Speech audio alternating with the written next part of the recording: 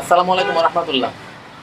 বর্তমানে আমাদের সমাজে কিছু কিছু ঘটনা ঘটতেছে, মানে এখানে কোনটা কার দোষ সেটা বোঝার কোনো উপায় নেই। মানে বিগত 2-3 দিন আগে রাঙ্গুনি একটা ঘটনা ঘটছে, মেয়ের জামাই শ্বশুরকে মেরে ফেলছে, বুঝছেন, দা দিয়ে কোপাই। আসলে এখানে দুষ্টা কার সেটা মানে বোঝার কোনো উপায় নেই। আপনারা ভিডিওটা দেখলে বুঝতে পারবেন।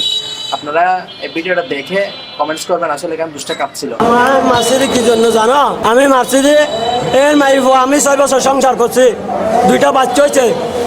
এ 2টা বাচ্চা হওয়ার পরে আমার 6 ভরি স্বর্ণ লইয়ে ও মাইফ চলে গেছে, বাড়ি চলে গেছে। তো ওরে বলতেছে আমার ডিভোর্স দেওয়া, ডিভোর্সও দেয় না। হলে সম্মানের সাথে আমার ডিভোর্স দেওয়া, আপনার সম্মান আমার নিয়ে যাও, আমার সম্মান আমি নিয়ে যাও, আমি একটা বিয়ে করবো। এখন আমার বিয়ে করতেও দেয় না।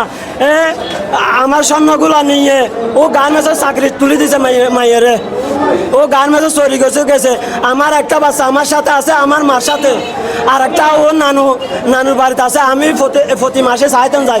এখন আমার সাহায্য যাইতে গেছি, আর আমার সাহায্য দেয় না বাচ্চা হতুর হন বাচ্চে।